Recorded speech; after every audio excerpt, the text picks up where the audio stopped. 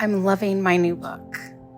It has been so informative, and I already use a lot of the tools and things that it suggests, like this water brush, when I do my sketchbook drawings, and my Cotman watercolor on the go set, which also comes with its own water brush, which is great. Just fill it with water and take it with. The book is called The Urban Sketchbook Handbook, Working with Color by Sherry Bluekolp. She suggests using different inking pens, which I also use, like my Sharp inking pen, and also my Micron pens, which if you've been watching my channel, you know I use all the time. In addition, she suggests using watercolor pencils, which I also do. So as you can see, this book is just perfect for me, and I am learning a lot. My daughter got me this book for Christmas, and I couldn't wait to dive into it, but also share it with you. I like how it shares color theory, even with the color wheel, and all the aspects of working with color.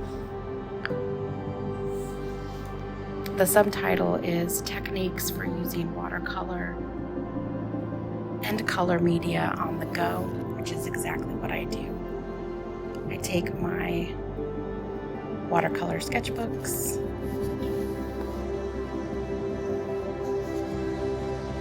with me when I travel, and I try to capture different locations that I have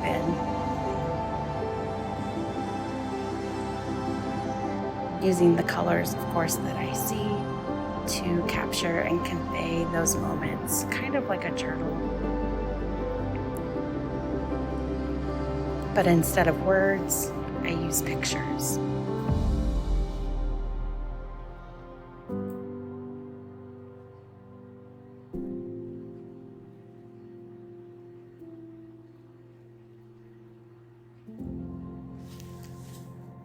So I couldn't wait to share this with you, but also learn from this book as well.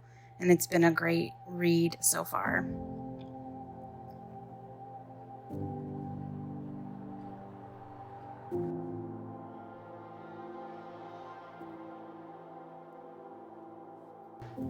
There's a section about pigment and color mixing, which is something that I'm always learning about. I want to get better at.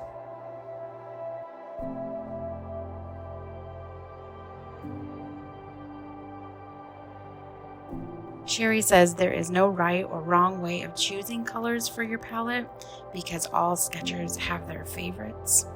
But it's helpful to think about the different situations that you might face when you're out and about. And she does a great job of explaining the importance of those colors and how they work together. The next section is color and value. She says that this is where you can really spice up any sketch.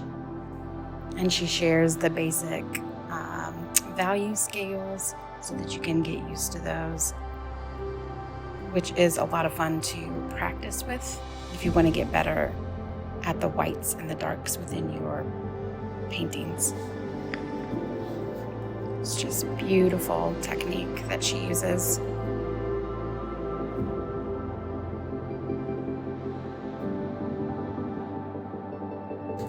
I liked this section because it talked about using white ink on top of your black paper.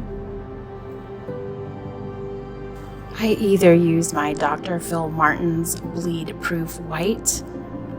I just use this with a paintbrush and add it to my sketches.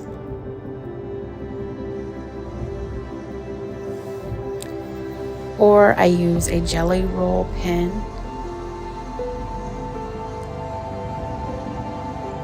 But my favorite thing to use most of the time is my Uniball pen, my Signa Uniball pen. It makes great bright whites on my paper.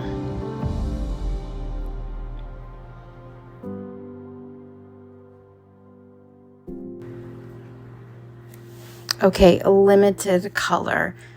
This is another area that I want to explore more, but it's basically just limiting the colors that you're going to use for that particular work. But she first starts out with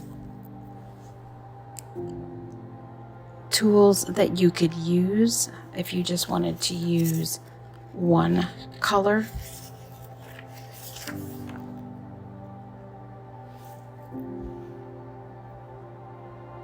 If you wanted to limit yourself to one pen, she encourages you to do so. And I actually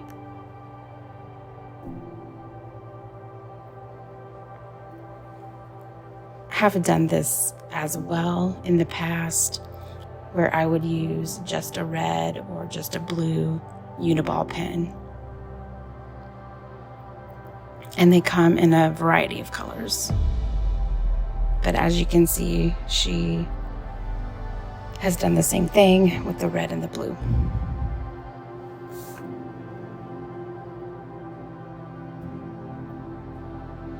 And then she encourages her readers to use a water-soluble pen.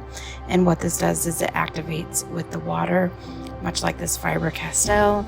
So if you put it down, it has that sepia tone that it creates, and you get that smudgy look with your pen.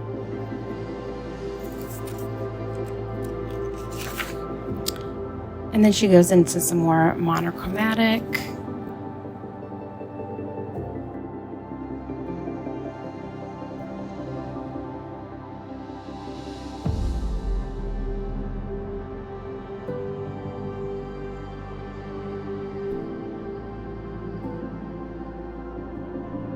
And then limiting yourself to 3 colors.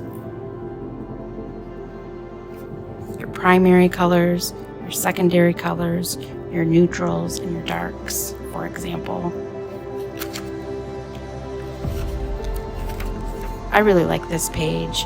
She, just shows some pieces of artwork that only use the 3 colors, creating these different scenes, like this winter scene. And it makes me think of all the colors that I have and the possibilities of just limiting myself to 3 to try to get the same look that she has gotten within her book, which would be great practice for me. So let me grab my jar. So inside this jar, I just have tons and tons of different tubes of watercolor paint. Some of them are quite old, but they still work.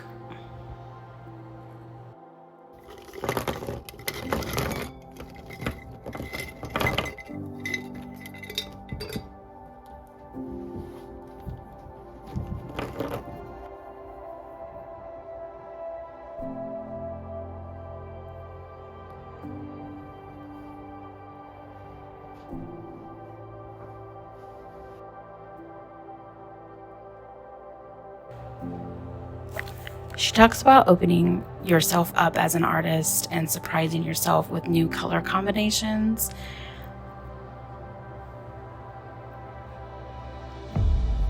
And so just by pulling 3 random colors, very similar to the top right painting, I too could try something like that.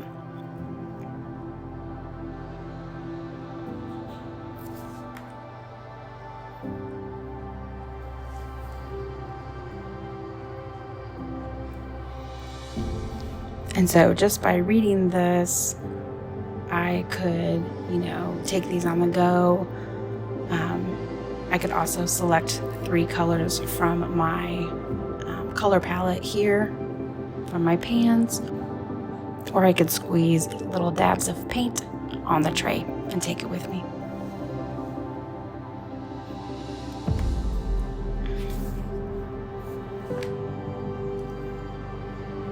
So color relationships. I think that sometimes we can overlook this, but understanding the mood and the powerful emotions that are behind colors, we can really take those color relationships to the next level. How you can work with the complementary colors.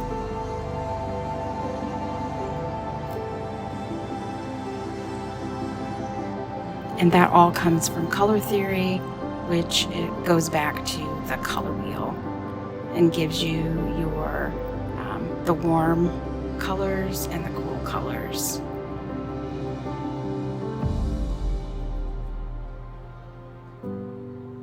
And then combining those together can just really give you some unique looks.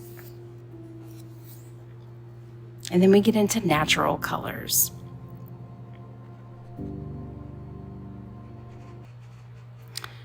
She says that this is the very backbone of urban scenes. And I can see what she means, because a lot of times there's a lot of grays with the concrete and the buildings and that kind of thing. And so then you're really getting used to those grays and using them, and you can mix different triads of color to get those grays. So mood and atmosphere. This was probably one of my favorite chapters because it reminded me to take a pause and look around and observe the things that I see in order to pull the different colors in.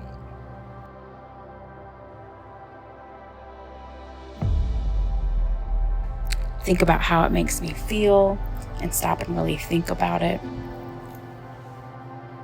I love the way all of these colors blend together, kind of like a blur effect. So fun. And then light and shadow. This just gives you a gallery of how your lights and your shadows can really draw a lot of interest into your work.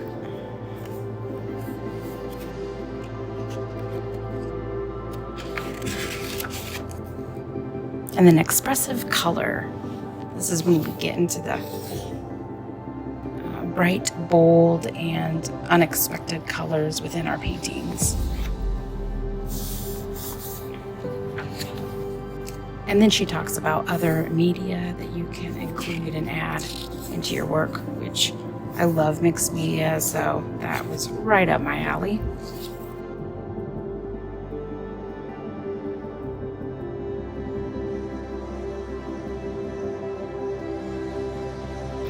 So this section talks about challenges that you can do for yourself, and I'm gonna try to do them all. There's 1 through 25 here, and it's everything from sketching in a cafe to creating warm and gray and cool colors.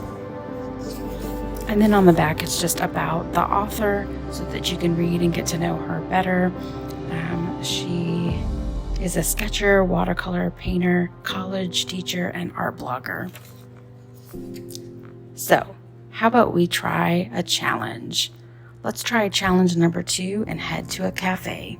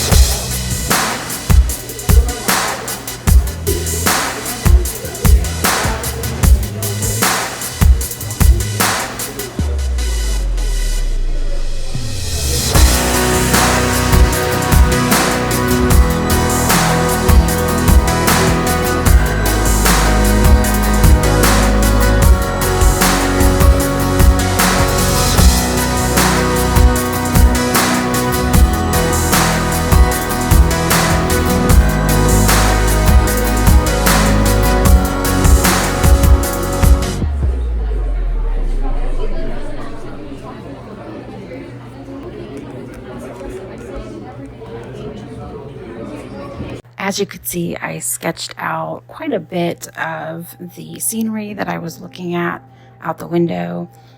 I decided to grab my kneaded eraser and get rid of some of the pencil marks and go in with my pen.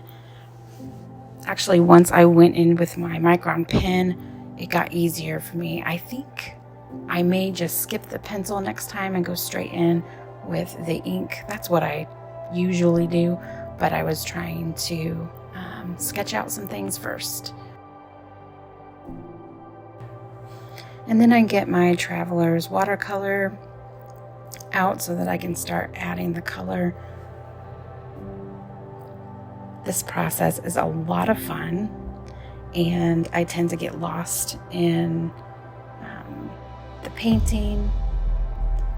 When I am drawing or sketching out the first parts of it, I feel very anxious, and being in a busy cafe in the middle of a Sunday afternoon, I feel anxious and almost rushed, as if other people may want to use the table, that maybe there's somebody else who needs to have a seat.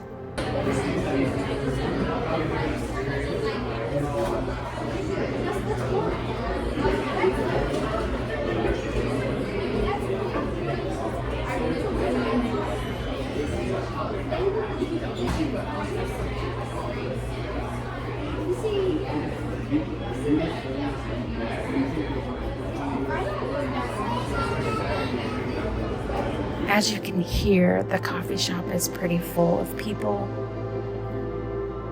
I try to tune everything out, relax, take a few deep breaths, and just enjoy the process. I try to remind myself to take my time and have fun.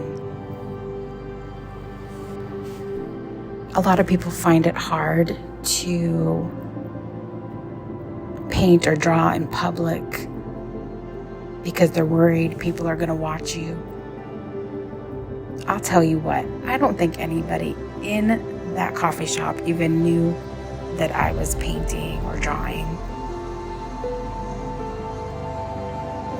They're busy in their conversations and visiting with, the friends and relatives that they are with at the table, or busy doing their own work. So I doubt anybody was really paying attention.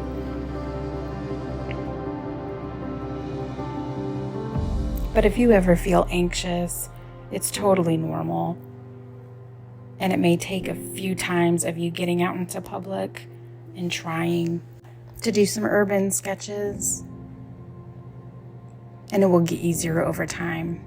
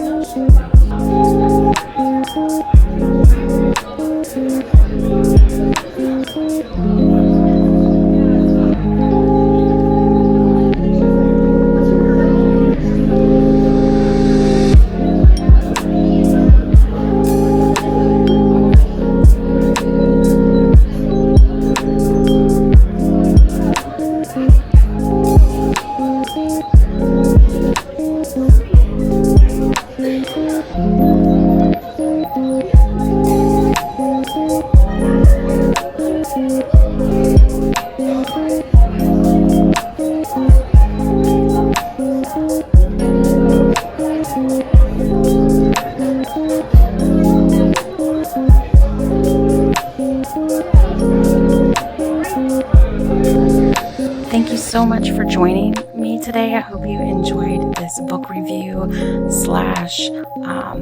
vlog going into town down and doing a bit of sketching in the cafe. Hope you enjoyed that. Let me know in the comments below.